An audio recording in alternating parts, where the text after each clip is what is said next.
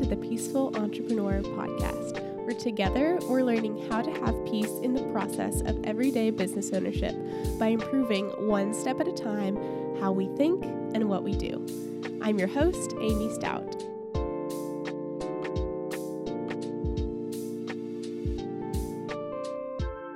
If thinking about money and pricing yourself is tough for you in business, you have come to the right place because, oh my goodness, do I have a value-packed episode for you today. Taryn and I are breaking down how to figure out what you're worth, how to price yourself, how to be confident in that, how to pitch it to others, and what to do when they shoot you down and don't value you for what you're at. We also talk about how to move from scarcity to abundance and positivity in our mindset when we think about money coming in the future, and how to switch little things in our minds to help us have a more positive and peaceful approach to money in business. Our guest today is the founder of Go For It Creative.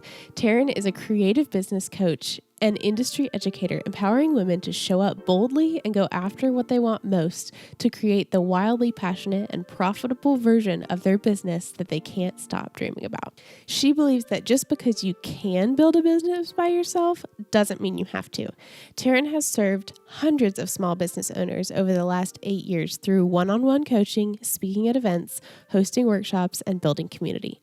She hosts the Empowered for Profit Collective, a membership for women creatives to make meaningful moves in their business through high-touch support and accountability. And oh my goodness, is she absolutely incredible. I told her during our episode that I felt like I was getting a free coaching session. So buckle up, get your notebook, and let's jump in. I talked about this with Sarah when Sarah was on the podcast because we recorded in person, and nice. I was like, it feels so awkward just to like hit record and then go. And she was like, well, just hit it and we'll just keep talking and we'll just flow into it. And I was like, great. So we talked about coffee for like 5 minutes, and then Luke probably cut all of it out, but it just kind of like, that's so funny, flowed a little more naturally. I remember the first episode I ever recorded, I just was like anxious, so I just wouldn't hit record. I kept stalling, and Beth was like, Amy, just hit record. Just do it. Like, so that's amazing. Funny. Yeah. Well, I'm so excited to have this conversation. Thank you, Taryn, for being here today for this episode. Yeah. I'm excited to collaborate more because you've already hosted me inside your collective, your Empowered for Profit Collective. And I really was just so honored to speak there. And so I'm glad to have you on now too. Thank you. I'm so glad we could both kind of speak to each other's audiences and stuff. And you were amazing inside EFPC. I loved having you in there. And the girls were like, what a calming presence Amy is. Like, she really is. Like, you have that just air about you that like immediately it's like, oh, I'm going to listen to her calming voice and just believe all of the things she's encouraging me for. That is the sweetest thing. I've heard that quite a few times since the podcast has come out, that it's like calming, and I'm like, awesome, because that's the goal. So yeah. I'm very grateful to hear that what I feel like I'm called to is like affirmed in how it's being received. Definitely. So I've already, kind of shared your formal bio, but when it comes to your business, today we're talking about money. And actually, this is the first money-focused episode that I've had on the podcast. Oh, nice. So I'm really excited to talk about it. But would you say that like this money mindset, peace over your profit, is that the overall theme of your business, or is it just a piece of your business? I'd say it's a piece of it. You could say it's an overarching theme just because everyone that is going to work with me or that I'm going to pour into has the goal of making money. Sure. So I would say typically, whether or not the women-owned business owner realizes that they are struggling with peace over their profit and their pricing, it like 9 out of 10 times is going to come up when we're working together. 9 out of 10 times, whether it's right at the surface or something that we end up uncovering like during coaching sessions or during a workshop. Or so I feel like it's something that's always there with a lot of women, because I don't know, we hold things so close to ourselves in our business. We pour ourselves into it. So I feel like there's always that issue of being too close sometimes, where it's hard to to charge confidently. It's hard to be okay and stand up for what we actually want to make, or even to voice those kinds of goals because the way maybe we were raised or what we've heard, or, who am I to think these things, like, or want these things, or so it definitely comes up a lot. There's so much mindset work. That's what it really comes down to with everything that I try to talk about here, is just like reframing your mindset on these things. So I'm really excited. I think, everybody can benefit from a conversation about having peace in what you charge, adjusting how you charge, how you decide what to charge. Like, that is all very anxiety inducing. So we definitely need some peace around this topic. I remember when I first started out and was like setting prices, you just don't know where to start. You don't know where to pull from. You don't know how to price yourself because so many things go into it. I mean, first of all, the belief about your own self-worth will get in the way of what you're willing to charge. So I will say, even though I haven't talked about it on the podcast yet, I am that person who is always encouraging people to charge more. I'm over here like, well, what about this? What if you did more? So I just that's something I try to do for people, is like believe things for them until they believe it for themselves. So let's jump into this conversation about how do we have peace over what we're making. I feel like we should start at the beginning of like when you first start your business. Oh yeah. How do you even start with thinking about how to price yourself? Well, I think that's what's funny, is like, that's the part no one wants to, no one's like, this isn't the fun part. There's no resources out there on it. You're just like on your own. And some of us start businesses out of passion. Some of it is out of obligation because it's, you need to be bringing that money. And it, regardless of which path brought you into entrepreneurship and all of that, it's still really difficult to understand, like, oh, wait, I'm the one making these decisions? Like, no one's telling me. There's no, like, you'll see a ton of like online business gurus with their templates and their Excel docs and everything that's like, oh, here's your pricing formula. And I'm going to be the first one to say, like, there's no formula for everyone. It's just completely open. Yeah. And it's hard because I'll have people who are like, oh my gosh, like, there's no ceiling. Like, in a typical job, you know what you're making, you know what your salary is, you know what the offer on the table was, how much your hourly rate is, whatever it is. And so you know what you're taking home. Can you get raises? Can you try for promotions? Of course. In your own business, you are the ceiling, really. And it's so hard because it's almost like, on one hand, it's exciting. So I have, you'll start that business and it's like, oh my gosh, I can charge whatever I want. And then the other end, you're like, oh my God, I can charge whatever I want. Like, that's terrifying. So I think starting with, like, some people will look at, competitors and where are you in the market and what are other people in your industry charging? And I think it's really important to look at that. You want to know, how are you, what's the differentiator between you and the competition? Where do you want to fall in your industry is also important. Just because other people are charging A, B, or C, True. You may want to be more of a luxury clientele. You may want to be more in the lower end. Yeah. That's okay. And then, so I think that's important to do that, like, research, but also, what do you need or want to be making? That is a very valid question to ask yourself to figure out what you want, because sometimes, like, I have people like, I'm just not making enough. Like, I need to make more. And how many people listening are like, yes, girl, like, I need to make more. I'm not making enough. Not enough or more are way too ambiguous. Yes. You will always be searching for that more. Always. You have to know, what do you actually want to be walking out the door with? And so I think when you're creating your pricing, ask yourself that. How much do you need to pay yourself biweekly or monthly or whatever it is? So once you know what that, like, need is, okay, great. And also, what would feel good? Yeah. Just because this is what you need to be making doesn't mean that's what you want to be making. Yeah. I have some business owners who are like, cool, I hit that number. That felt good, but, like, is that bad that I'd like the next year to be even more profitable? I'm like, no, it is not. Oh. Like, own it. That's okay. Yeah. Like, there's nothing is bad about that. Yeah. So I think it's okay to be honest with yourself about those things, about what you want, what you need, because if your prices are not reflecting the right amounts to get to those goals, especially without killing yourself and working 1,000,000 hours or working with 35 clients or selling 1,000,000 products. It'll help you realistically charge the right pricing. And you'll feel more confident too, because you understand where your prices came from. Yes. How many times do you feel like super confident about like what you're doing, what you're selling, about your business? Someone's like, what do you do? And you get so excited to tell them. And it's like, what do you charge? And then that like stomach starts to turn sour. You're like, oh, I don't want to talk about the money part. Yeah.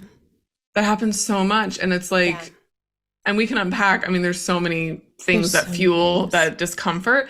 But I will say, biggest advice there is like, if you know the reason your prices are your prices, you don't have to share that with anyone. But if you know, oh my gosh, it helps so much, that mindset when you are pitching to someone, when you're at a market and you're selling your goods, if you have a boutique, whatever your business is, because you understand how you got there. And so you're more confident in it. And it feels good because you also then can kind of track what your goals are. So if you know exactly what you need to be making, you then know, okay, well, if I need to be making $2,000 a month, great. That means how many of this offer do you need to sell to bring that in? How many of these items? Yeah, it's so much more simple than just being like more.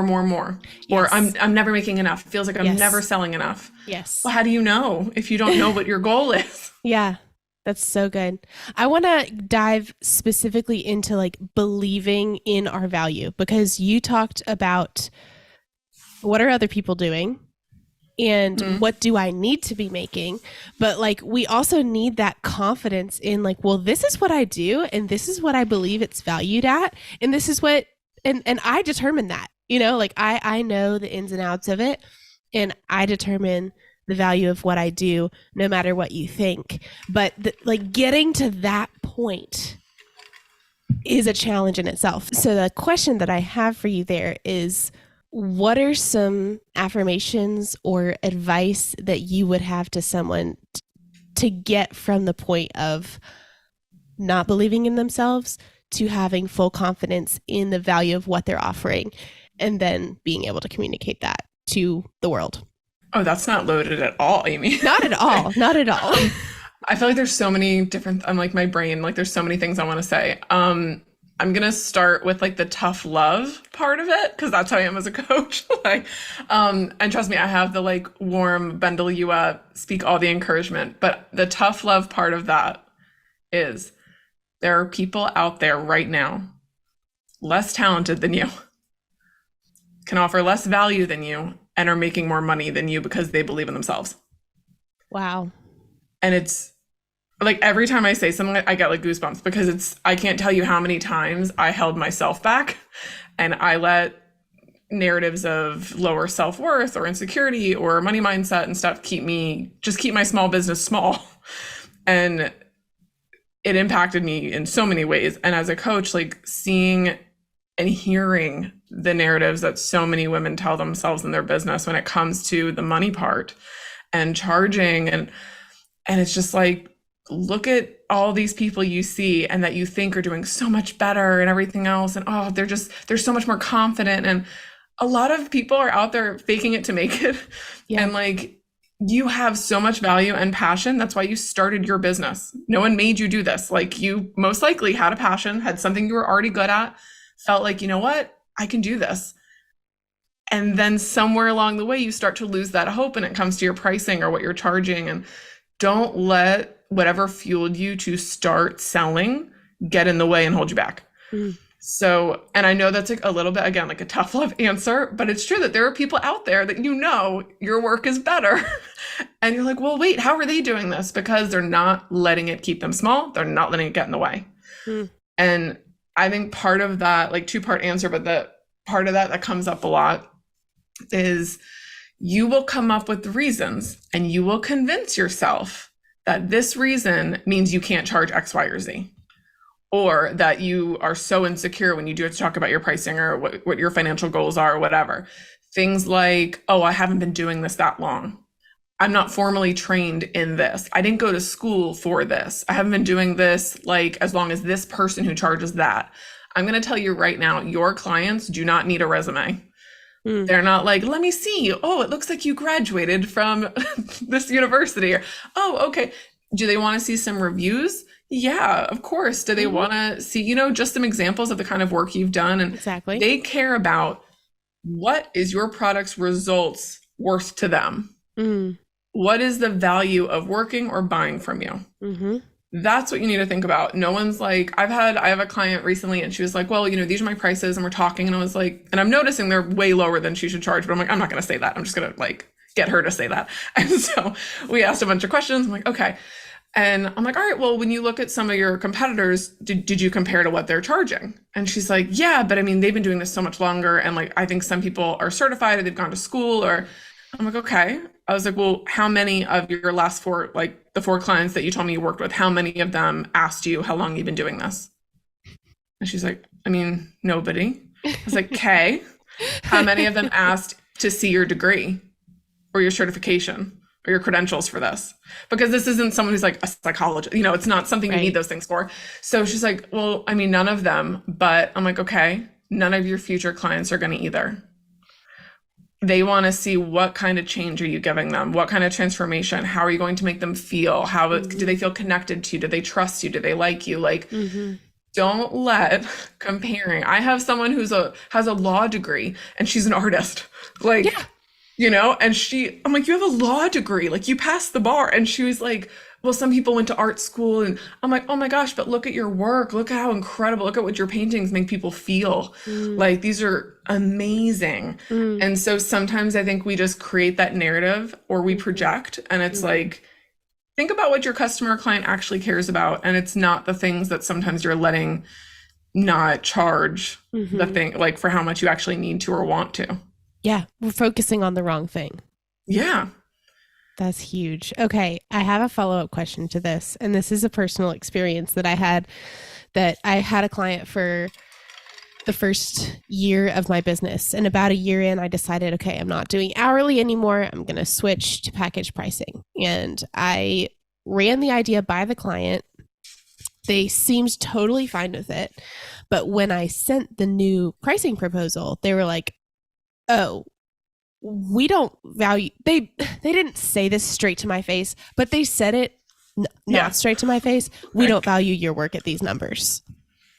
And that it was extra emotional because I'd already been working with them. So I had this relationship.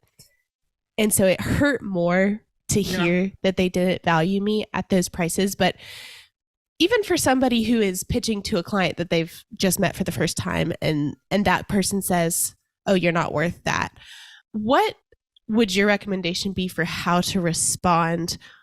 Like, yes, to the client, but more like in your head afterwards when you're laying in bed at night and feeling like, oh my gosh, they don't value me at that. Should I change my prices? Like, what would you say to that person?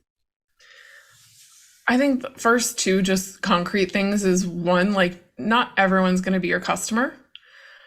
And also, like, when I say that not everyone's going to be your customer, not everyone's also going to be a customer long term. Yeah. There's going to be seasons where things change. And so your needs and your customers' needs may change. So if it's like, and I've done that too. I've totally had clients where we've worked together and everything, and then my prices change, or the way my offers have, evolved, no longer look the way that they did 2 years ago or a year ago when they first signed with me. And it's always so scary when you're like, oh, hey, here's this new way we're doing things. Because you don't know, are they on board? Are they going to be like, oh, cool, I'm piecing out? Like, you just don't know. So I think, remember, like, it's okay.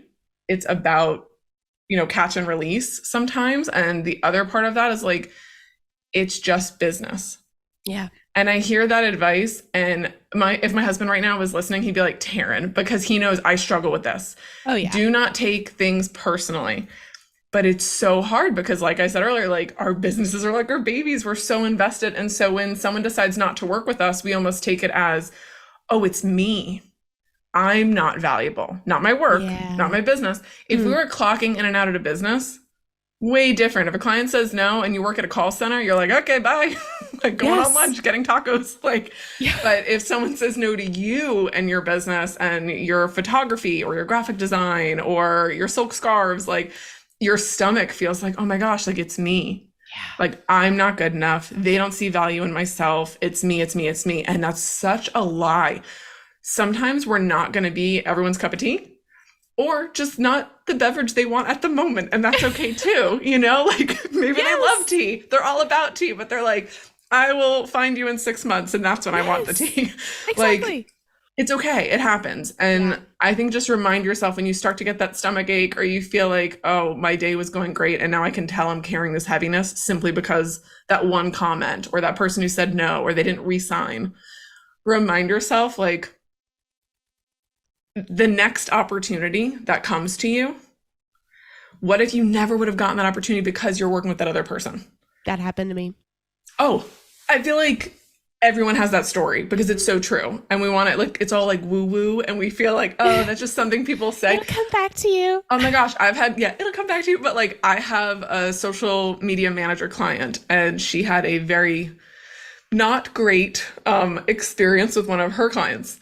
And she's like, I just don't want to work with them anymore. But you're saying goodbye to income. And it's always scary when it's not a good fit anymore. And it's like, they know it and you know it, but it's like, we're not going to say it. And it's like, and I just kept encouraging her. I'm like, I'm telling you, if you let go of that client, if you tell them, hey, we're going to wrap up in 30 days, I think that, you're better suited for someone else. I guarantee that next client you get, one, you're going to be able to pitch higher prices at your new packages and the way you want to work with them.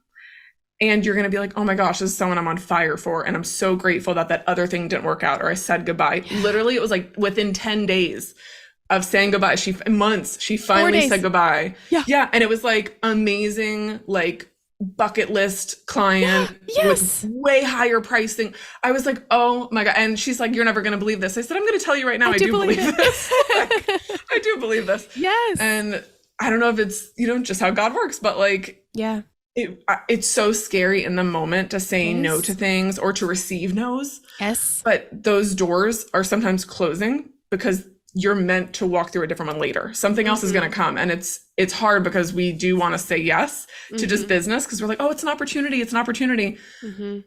It could also be an opportunity to be mad at yourself later that you said yes to something or that you lowered your prices simply to get them to say yes to you.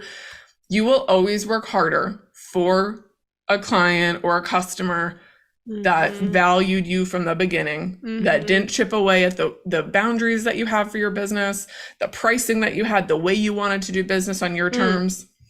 You will work so much harder for those people than saying yes to things that you never wanted to and then being resentful. Yeah. Wow. I feel like I just need to take that clip of your answer and just like save it in a special place. So whenever I'm feeling discouraged, I can just listen to it because that was so and trust good. Me, like, thank you. But trust me, like, and if you're listening, like, it's like, oh man, Taryn just has this all figured out for herself. Trust me, I am giving myself pep talks. Yeah. Like I'm in a service-based client-facing business. I definitely have people that I sometimes will be like, oh my gosh, this is gonna be such a good fit. And then it's just not. Yeah. And it's okay. And it definitely, I'm not just like, oh, next. I take a minute to digest that. Or later on, suddenly you're laying in bed, like reading and it gets to you in your head and you're like, was it me or was it? And it's like, no, it's not you. It's okay. It's not personal. It's not personal. That is so good. Okay.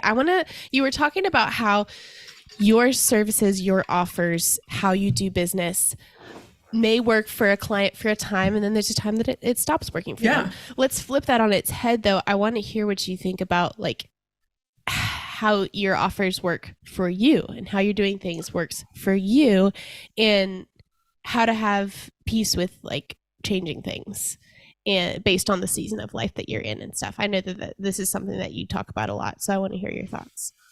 Yeah. As a woman-owned business who works with other women, I feel like, and yes, men have things too, but we have a lot of different types of seasons in our life and things that are calling to us. And whatever role you're in, whether you are single, newly married, if you have children, if you're a student, if you have a full-time job and you're working a side hustle, if you're in a full-time business, like your seasons are going to change. And it may be you can offer the same thing for multiple years and then there's a shift, or maybe you're like literally every 3 months, I have to swap the way I do things. And it's scary if you are someone who already has customers and clients who are very familiar with the way you've done things, because you may have that hesitation of like, oh God, if I like switch things, what if someone doesn't like that? Or, but meanwhile, your new season of life may need that. You may be killing yourself trying to work all these hours or get things done the way you've been, when it's just not the right fit now. So I think looking at multiple things, sometimes there's life changes that happen. Maybe you have to become a caregiver for a parent.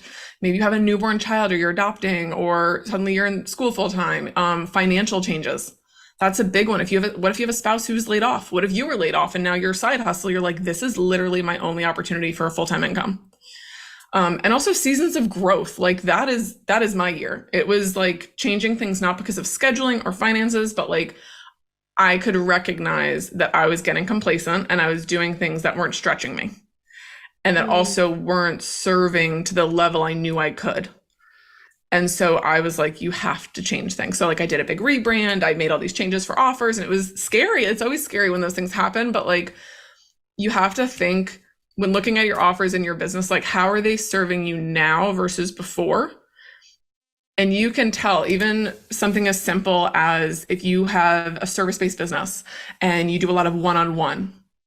If you have a busier time happening in your next chapter, say your kids are home for summer or something, or you want to take a sabbatical, or you cannot serve as many one-on-one clients with limited time. So maybe instead of a one-to-one offer, you're like, I need to start doing more like one-to-many offers. I need a group program. Never was going to do one, but now you know what? I'm doing a group program, or I need these clients to be on board with doing a group call instead of individual, or I need to start pitching this. If you didn't have any digital products before and you're like, I cannot physically be creating all these custom orders anymore. I need to be home taking care of my mom. So what can I do? Okay, I'm going to do digital downloads instead of printables that I'm putting in cellophane and having out at markets. Like whatever those shifts are that you need, it's okay.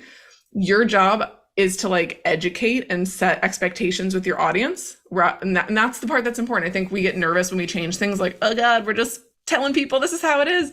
It's okay to like bring people on the journey. Yeah. Like we share our freaking coffee order on Instagram, we'll share all sorts of things. It's okay to say like, hey, as things are changing for summer and I have a new schedule, I'm excited because I'm going to be doing this instead. Or you're going to notice some new products happening. You're going to notice that I'm going to be removing this and adding this. Like you can prepare your audience for what's coming so you feel less like it's out of the blue, and so do they. So there's ways to do it where, you don't feel like, oh God, I'm just throwing this out there. And what if people freak out? Take them along with you and know that things are trial and error. You may do something and it fit for a couple months and then you're like, this really isn't working anymore. Okay, we'll change it back or make some other tweaks, and that's okay. Yeah. And your pricing can evolve too in different seasons where you're like, usually I wasn't charging this for this, but in this season I feel like it's worth it. And supply and demand, baby. Like, like I can only make so many of these. So I'm going to up that rate and see what happens. Like, exactly. That's totally okay too. Yeah. 100%. The biggest thing that I'm hearing out of everything that you're saying is just the reminder and encouragement that you built your business so that you could have the life that you want. Don't let it take over and dictate your life. Like stay in control of the business, because it will get so big and it will take over if you don't take control of it. That concept relates to a lot of things like social media too, like we talked about in the collective. But it will get big and it will start snowballing. And if you don't take that control and have confidence in yourself that like, hey, I started this, I'm running this, I can determine how I want this to go. You know? That is like, so important. It's so important. And you asked earlier, like, what's at, is profit or piece over profit, like at the top of like my business. And I'd say the biggest thing is like, don't build the business you think you're supposed to have. Like build the one that you really want. Yeah. And that's at the core of everything I do as a coach, because it's like, how many times, and you speak about this a lot, like you get stuck in comparison or you see the way other people are doing things. And part of that is healthy, I think, to get to see what other people in the industry are doing and feel inspired. But at the end of the day, what works for them may not work for you. I don't want her business. I want my business. It's good. I need one that fits my mental health. I need one that fits my child's schedule. I need one that allows me to show up in the way that I know I can show up the best. So however you offer your products, however you package your services, how you show up with your clients or customers or your pricing, all of that, at the end of the day, you get to decide those things. So don't feel like, well, because the way you see other people doing it, that means you have to. That's the beauty of entrepreneurship. We get to write the whole freaking script if we want. Yes, 100%. All of the above. I could literally talk to you for 2 hours straight about all of this stuff. Same. Probably 3 hours. But the last encouragement I kind of want to just step into and talk about for a moment is this concept that you shared with me before we recorded about leading with gratitude with every customer, every transaction, every opportunity that comes your way, and believing the fact that there is more where this came from with everything that comes in. Can you just talk about that mindset and why that is so important to have? Yeah, I think one of the things that gets in the way sometimes when we talk about pricing and profit and stuff, it's like that insecurity and running through scarcity. Yeah. And that feeling of, what if this is it? Like, I need more, I need more. And I think it almost takes away from the experience of what gratitude can do in your business. Like, when you're how do you expect to be trusted with 6 figures if you're not thankful for a $100 transaction?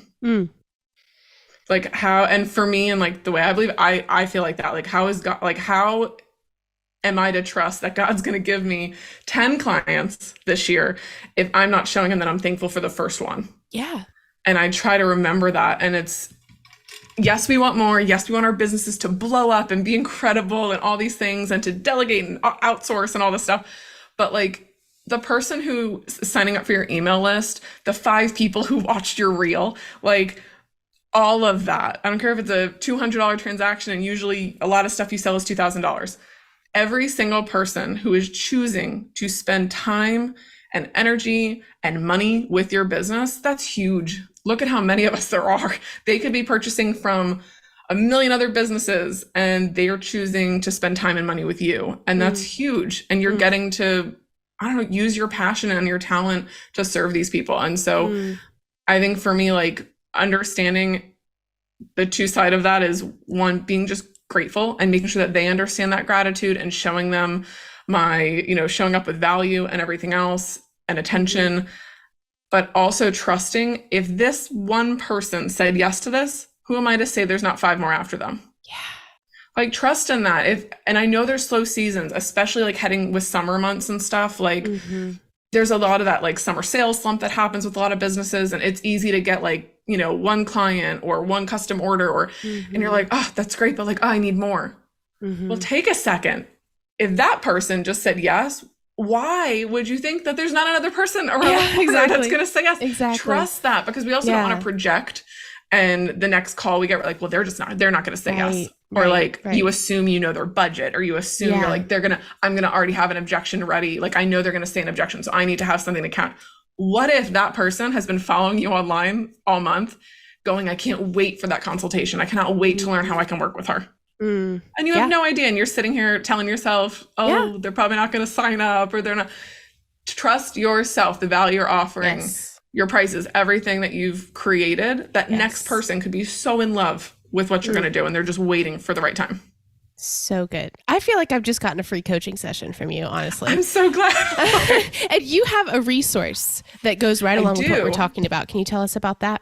Yes. So I have the 5, it's make more money in 30 days in your business. So it's 5 mindset shifts that you need in order to do that. So this is actually getting free access to like one of my top trainings inside my membership, the Empowered for Profit Collective. So it talks about identifying money mindset blocks. There's a really great PDF workbook that comes with it. And so it can help you identify like what is holding you back, what's keeping your small business smaller than you would like, and how to kind of identify those. And then what shifts need to happen so you can kind of overcome each of those to actually impact your pricing and your sales strategy and all of that. So that is one of my favorite things to work with people on. But the free resource, it's a great training, and it's under 15 minutes. So it's really quick. Like, we got big dreams and busy lives out here. So it's something really fast that you can hurry up, take, and then work through the workbook a little bit and start identifying, okay, what do I need to get over? How am I going to do that and be able to affect my bottom line? That's so good. Okay, I will immediately be downloading that, and the link will be in the description for anybody else who wants to do so. Before we go, Taryn, answer my question that I ask all of my guests in any way you want. I love that it's a very ambiguous question. What is bringing you peace right now? Oh my gosh. I think knowing that the next season is what I want it to look like. Like that I'm bad at that. I'm so bad at that, to be honest. And I think typically I put a lot of pressure on like mapping everything out, having everything figured out. Like, and going into this next like 3 to 6 months, I'm just trying to like redesign things, whether it's spending more intentional time with myself, which is really hard as a mom of a toddler and a full-time business owner. And but yeah, just trying to be like, you get to decide, you get to choose your hours, you get to decide how much of your business and balance there is between different things. And if you want to spend more time with yourself or family or friends or in your business, or then that's all okay. And it's taken me a while to get to that point where I can view things that way. And so, yeah, I feel at peace about that like I get to be that director for the next season and decide what does that look like and what does that feel like.